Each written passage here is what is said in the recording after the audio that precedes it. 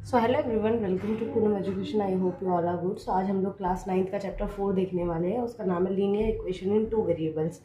अभी तक आपने 8th क्लास तक पढ़ा है कि लीनियर इक्वेशन इन 1 वेरिएबल, ये आई थिंक आपका लास्ट चैप्टर था 8th क्लास के लिए। और ये अभी हमारा 9th क्लास में है, और जहाँ पे हमारा जो नाम है वो बिल्कुल चेंज नहीं हुआ है, सिर्फ चेंज हुआ है यहाँ पे वेरिएबल्स के लिए। Linear equation in 2 variable. Linear का मतलब आप लोगों को पता ही है, लीनियर मतलब क्या होता है। जिस भी कोई भी आपका मतलब इक्वेशन दिया है या फिर आपके इक्वेशन में डिग्री उसकी 1 होती है, आपका वो लीनियर इक्वेशन होता है। 1 वेरिएबल का मतलब आपको वेरिएबल, आपको मैं पहले ही बता चुकी हूँ, वेरिएबल आपके अल्फ़ाबेट्स होते हैं। और अल्फ़ाबेट्स जो है, अगर 1 यूज़ हो रहा होता है पूरी इक्वेशन के अंदर, एक वेरिएबल को बार बार यूज़ किया जाता है, उसे कहते हैं 1 वेरिएबल। और यहाँ पर क्या होगा कि आपके इक्वेशंस के अंदर आप लोगों को कितने वेरिएबल यूज़ करने हैं, 2 वेरिएबल यूज़ करने हैं। और जब आप 2 वेरिएबल यूज़ करते हैं तो आपके जो सॉल्यूशंस हैं वो सॉल्यूशंस भी बहुत सारे आते हैं। आइए हम पहले वो लोग सारी चीज़ें हम लोग जान लेते हैं, उसके बाद में बात करते हैं। लीनियर के बारे में मैंने आपको पहले से बता दिया है कि लीनियर का मतलब क्या होता है कि इसमें आपकी जो डिग्री होती है वो डिग्री आपकी 1 होती है। लाइक अगर 3x लिखा हुआ है तो इसमें x की डिग्री क्या है, x की डिग्री कुछ भी नहीं है यहाँ पे, या फिर 0 भी है तो आप उसे क्या ही लेके चलेंगे, 1 ही लेके चलेंगे। इसे लीनियर इक्वेशन कहता है। और इक्वेशन आपको पता है, जहाँ पर भी किसी भी एक्सप्रेशन के अंदर जब आप इक्वल्स टू का साइन डाल देते हैं तो उसे इक्वेशन कहते हैं।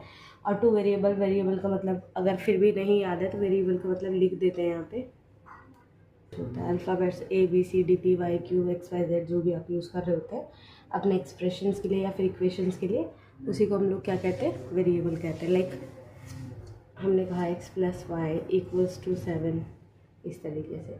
और कोई भी जो इक्वेशन है, मतलब अब अगर हम बात करें लीनियर इक्वेशंस इन 2 वेरिएबल, तो any equation can be put in the form. कोई भी जो इक्वेशन होती है उसे हम कौन सी फॉर्म में लिख सकते हैं वो मैं यहाँ पे बता देती हूँ। होना चाहिए x के लिए एक वैल्यू, b के लिए एक वैल्यू, और जो कांस्टेंट है आपका कोई नंबर रहेगा, उसके साथ में आपका कोई भी, जो मैंने यहाँ पे c लिखा है वो आपका नंबर रहेगा, और उसके साथ में आपका कोई भी वेरिएबल यूज़ नहीं होगा, वो आपका कांस्टेंट रहेगा। कांस्टेंट और कोफिशिएंट के अंदर भी मैं आपको पहले 8th क्लास वाले चैप्टर में मेंशन कर चुकी हूँ कि कोफिशिएंट का मतलब क्या होता है। कोफिशिएंट भी नंबर है, कांस्टेंट भी नंबर है, लेकिन कोफिशिएंट का नंबर वैल्यू आप बार बार चेंज कर सकते हैं। कोफिशिएंट के साथ में वेरिएबल यूज़ होता है, वहीं पे कांस्टेंट के साथ में कोई भी वेरिएबल यूज़ नहीं होता है।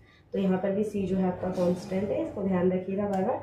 जो इक्वेशन बनेगी वो ऐसे ही बनेगी, ax by + c = 0 होगा।